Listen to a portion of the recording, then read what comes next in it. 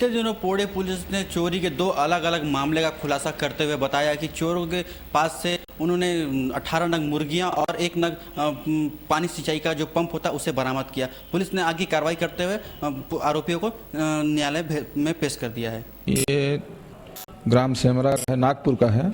शौकत अली एक रिपोर्ट दर्ज कराया कि इनके पोल्ट्री फार्म में ब्रायलर मुर्गी 18 नग और वहीं नाला से लगा पंप, बिजली सिंचाई पंप, कोई अज्ञात व्यक्ति चोरी कर ले गया है।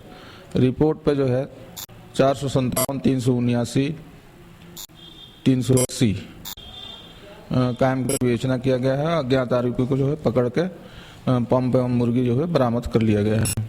ये है रामफल कुर्रे, 57 वर्ष के हैं, ग्राम सेमरा के निवासी हैं। इनके पंप स्टाफ डैम में लगा था पंप, डेली पंप पानी पटा रहा था, उसे भी चोरी कर ले गए थे। ये भी अज्ञात है। अज्ञात को जो है फिर सूचना पे जो है पकड़ के जो है बरामद किया गया है। भी गिरफ्तार हो चुका है, उसको भी 411 में चालान करेंगे। कोरिया के मनेंद्रगढ़ का बहुचर्चित अपहरण मामले का खुलासा पुलिस करने वाली ही थी कि इससे पहले युवती जो पुलिस अभिरक्षा में थी, जिसको पकड़ के लाया गया था, जो पीड़िता थी, उसके द्वारा पुलिस अभिरक्षा में ही फिनाइल पीकर आत्महत्या करने की कोशिश की गई। घटना के बाद पीड़िता को जिला अस्पताल में दाखिल करा दिया गया, जहां उसका इलाज जारी है और धीरे धीरे उसकी हालत में सुधार देखा जा रहा है। दरअसल यह पूरा वाकया प्रेम प्रसंग का बताया जा रहा है।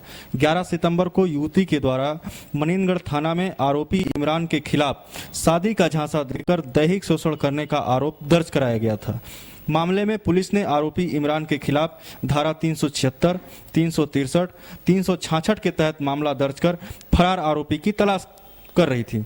11 सितंबर से पूर्व युवती के परिजन द्वारा युवती को भगाकर ले जाने का आरोप लगा था, किंतु 1 सप्ताह के बाद वापस आने पर युवती ने अपने बयान में एसडीएम को बताया कि वो बालिग है और अपनी मर्जी से युवक इमरान के साथ घूमने नागपुर गई थी।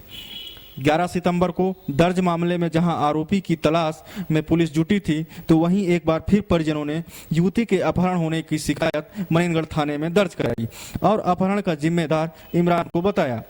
घटना ने यू टर्न उस वक्त लिया जब सोमवार यानी 5 अक्टूबर को आरोपी इमरान थाने में आकर आत्मसमर्पण किया, जहां पुलिस ने पूर्व के मामले पर कार्रवाई करते हुए जेल भेज दिया। युवती के मिलने पर पुलिस अपहरण का खुलासा करती कि उससे पहले पूछताछ के लिए युवती को बुलाया गया, जहां उसने पुलिस अभिरक्षा में फिनाइल पीकर आत्महत्या करने की कोशिश की। वहीं युवती की माने तो पुलिस के द्वारा बयान बदलने के लिए दबाव बनाया जा रहा था और जब बयान नहीं बदला गया तो उसके साथ मारपीट की गई। अंततः परेशान होकर उसने आत्महत्या करने की कोशिश की। झूठ बोल रही है, सच बोल बोल के मार देते। तो एक बार आना चाहिए बात में, उसको बार-बार कहीं भी चक्कर मार देता है, बबल सिर है। जब घर वाले तुमको कितने बजे मनेंद्रगढ़ लाया गया था? और 1:30 बजे से फिर कहाँ रखा गया तुमको? हम लोग 1:30 बजे से थाने में ही रखा गया था। मनेंद्रगढ़ आ गए 1 बजे पता चला। फिर हम वहाँ से 1:30 बजे यहाँ आए थाने में, और थाने में बोले कि मिलना है हम लोग को। तो बोले एक बार हमको लड़की नहीं आई तो फिर इसके बाद फिर से जब हम लोग आए, जब लड़की आ गई, पता चला, भाई फोन किए जेठ मेरे, तो हम लोग आए यहाँ, तो हम लोग को अंदर बैठा दिए। लेकिन अभी तक हो गया 1:30 बजे से लेकर अभी तक एक बार भी मिलने नहीं दिए। उसको चक्कर मारा, इतना मारे हैं उसको, बाबा सिर भी है, चक्कर मारा उसको, लेकिन एक बार बुलाए नहीं। घर वाले बैठे थे, दवाई पूछने आई है, नहीं बताई कि बेहोश हुई है लड़की। लॉकअप में रखे थे पुलिस वाले? हम लोग को उधर जाने ही नहीं दिए, निकलने ही नहीं दिए, थाने में घुसने ही नहीं दिए। नहीं, थाने में हम लोग थे पूरी रात, लेकिन अंदर से थोड़ा सा भी इधर नहीं आने दे रहे थे कि कहाँ रखे हैं। हम लोग को कुछ पता नहीं था कि बातचीत नहीं करने दिया आपको? नहीं, एक बार भी देखने तक नहीं दिया। अभी देखे हैं जब ये फिनाइल पी ली थी तब। और बताइए मारपीट की? हाँ, उसको मार रहे थे, वो आवाज आ रहा था। पूरी रात आवाज आया? रात में नहीं, अभी दिन से मैं सुनी हूँ। पुलिस ने युवती के आरोप को सिरे से खारिज करते हुए अपहरण कांड को युवती के द्वारा रचित करार दिया गया और जब खुद को फंसता देखी युवती तो आत्महत्या करने की कोशिश की ताकि उसके बातों पर यकीन करने के लिए बाध्य होना पड़े। फिलहाल पुलिस अपहरण को खारिज करते हुए युवती पर आत्महत्या करने का अपराध दर्ज कर ली है। आत्महत्या की है लड़की, थाने में लॉकअप में आत्महत्या की है, लॉकअप फिनाइल शायद पी है, नहीं तो सर फिनाइल लड़की को लॉकअप में आत्महत्या बता रहे हैं ना, आपको बताएंगे उसमें आत्महत्या की जरूरत क्यों पड़ी सर, ये बताइए बस एक सवाल। ये तो उसकी वो मेंटलिटी क्या है वो बोल बताएगी। रही पुलिस ने बहुत जबरदस्त मारपीट नहीं, की, नहीं, हाथ में दिखा रही, पीठ में निशान बता रही सर। नहीं कोई मारपीट नहीं। पीड़िता के द्वारा चूंकि जो घटना है अपहरण का, उसको स्वयं साजिश जो षड्यंत्र था उसमें खुद पीड़िता जो है शामिल रही है और पुलिस में गलत सूचना और गलत इंफॉर्मेशन दे करके पुलिस को गलत एफआईआर कराई है, जिसके कारण पीड़िता को डर है कि उसके विरुद्ध कार्रवाई न हो जाए, इसलिए पुलिस के ऊपर गलत आरोप लगा रही है। लड़का को चूंकि पूर्व में भी उसके खिलाफ अपराध पंजीबद्ध था, उसमें गिरफ्तार करके माननीय न्यायालय में पेश किया गया है और आरोपी जो है उसको क्या बोलते हैं वर्तमान में उसका इलाज जो है जिला चिकित्सालय में चल रहा है। इन दिनों चिरमिरी के ओपन कास्ट माइंस में दो प्राइवेट कंपनियों को ठेका दिया गया है खोदाई का। हम आपको बता दें, इसी को लेकर उनको भाजपा के कुछ कार्यकर्ता एसडीएम ऑफिस पहुंचे और उन्होंने एक ज्ञापन सौंपा। ज्ञापन का कारण मुख्य उद्देश्य ये था कि चिरमिरी के युवाओं को प्राथमिकता न देकर वो बाहर से मजदूर लाकर इस पूरे खदान में मजदूरी वो करा रहे हैं। लेकिन वहीं हम आपको बता दें, इस पूरे आंदोलन में इस पूरे ज्ञापन के दौरान कांग्रेस भी उपस्थित रही और कांग्रेस का जनों का भी यही कहना है कि इसमें आने वाले समय में अगर ये प्राइवेट कंपनी जो है चिरमिरी के युवाओं को भर्ती नहीं करती है, काम नहीं देती है, तो इसका पुरजोर विरोध किया जाएगा। ज्ञापन एसडीएम साहब के नाम से सौंपा गया है, प्रतिलिपि कलेक्टर महोदय को भी दी जाएगी। इसकी सूत्रों से जो जानकारी प्राप्त हुई हम लोगों को, चिरमिरी क्षेत्र में 2 निजी कंपनियां कोयला उत्खनन करने के लिए चिरमिरी और वेस्ट चिरमिरी में ये कौन-कौन कंपनियां आई है।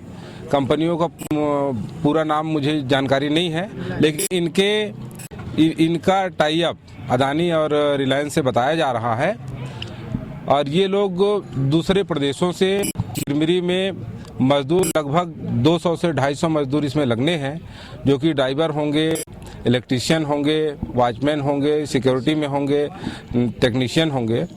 हम चाह रहे हैं कि चिरमिरी क्षेत्र के युवा बेरोजगार जो कि चिरमिरी में ड्राइवर भी हैं, इलेक्ट्रीशियन भी हैं, हर क्राइटेरिया के हैं, पहली प्राथमिकता चिरमिरी के युवा बेरोजगारों को दी जाए।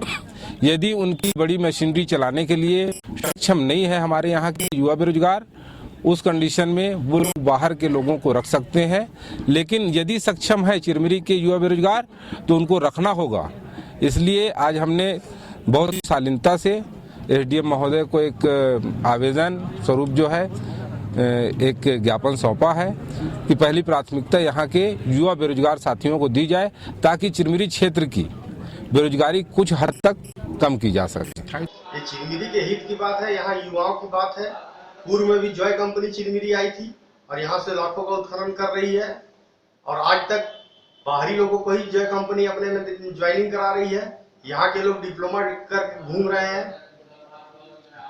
भविष्य में क्या करेंगे आप? चूंकि भाजपा एसडीएम को ज्ञापन सौंप रही है, लेकिन कांग्रेस अभी तक कुछ किया नहीं है। कांग्रेस का क्या प्रक्रिया होगा इसकी? कांग्रेस ने किया है। पूर्व में हम लोग पौड़ी गए थे और उसके मैनेजर से बात किए हैं कि यहाँ के लोकल लोगों को प्राथमिकता दी जाए, बाहर से आने वाले का विरोध किया जाएगा।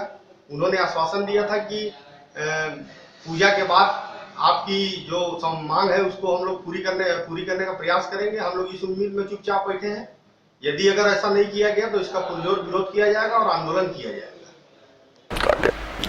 मिलावटी खान पान से आम इंसान का शरीर दिन प्रतिदिन खोखला होता जा रहा है।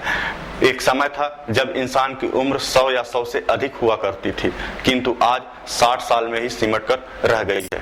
नशे का शौक इंसान को कब आदी बना देता है, यह उस वक्त पता चलता है जब इंसान की पहली आवश्यकता नशे के रूप में सामने आती है। हम अभी तक के माध्यम से आपको यह दिखाना चाहते हैं, खबरदार करना चाहते हैं कि जिन दृश्यों को हम दिखाने जा रहे हैं, यकीन मानिए उन दृश्यों को देखकर आपके भी रोंगटे खड़े हो जाएंगे। आप भी सोचने के लिए मजबूर हो जाएंगे कि कहीं इन दृश्यों में छिपे चेहरे आपके अपनों के तो नहीं हैं।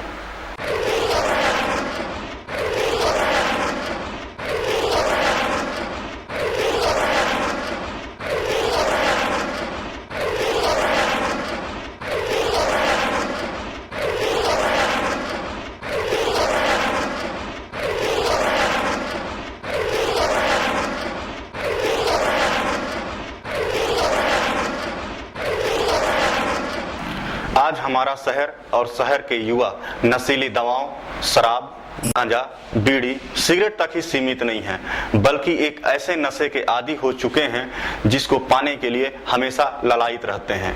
इसकी आवश्यकता इतनी बढ़ चुकी है कि जरूरत पड़ने पर यह अपराध को भी अपना सहपाठी बना लेते हैं। जी हाँ, हम एक ऐसे ही नशीली पदार्थ की बात कर रहे हैं जिसे ब्राउन शुगर कहा जाता है। इसकी चपेट में चिरमिरी क्षेत्र के डोमन हिल, पोड़ी, गुदरीपारा और बड़ी बाजार और दूरस्थ क्षेत्र जो चिरमिरी का सटा हुआ है बरतुंगा, ये आज इन युवाओं को अपने चपेट में लेकर रखा है और पूरी तरीके से युवा इस ब्राउन शुगर जैसे नशीली पदार्थ के कब्जे में है। जो दृश्य आप देख रहे हैं वह किसी हाईटेक शहर का नहीं है, यह चिरमिरी का दृश्य है। नशे की चाहत ने युवाओं को पूरी तरह जकड़ कर रखा है। 100 रुपए से लेकर 500 रुपए तक कीमत में नशे के कारोबारी उपलब्ध करा रहे हैं।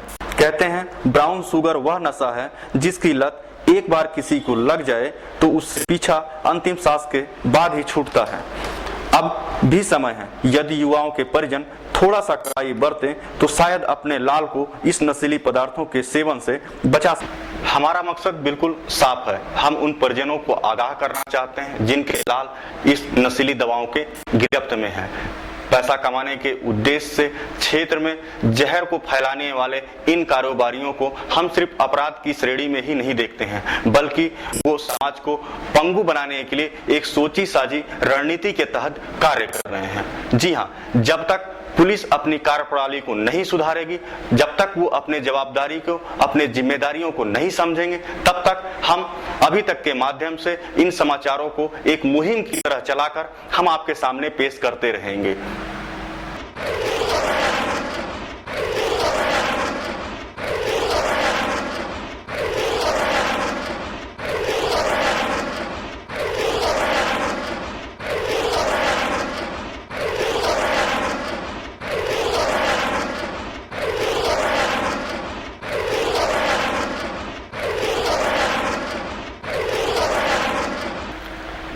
अभी तक के सर्वे में जो मामले सामने निकल के आए हैं वे बेहद चौंकाने वाले हैं। 7 माह के अंदर में 2 थानों के अंदर मात्र 7 ही अपराध पंजीबद्ध किया गया है। ये अपराध नशीली दवा ब्राउन शुगर को लेकर था। युवा नशे की गिरफ्त में है। इसका दूसरा भाग हम फिर लेके आएंगे आपके सामने बहुत जल्दी। उसमें हम आपको दिखाएंगे पुलिस किस हद तक जिम्मेदार है, क्या कहते हैं थाना अध्यक्ष और किस हद तक करते हैं ये कार्रवाई, कैसे होता है इसका पूरा संचालन हम आपको दिखाएंगे युवा नशे के गिरफ्त में है के दूसरे भाग में। तब तक आप देखते रहिए अभी तक न्यूज।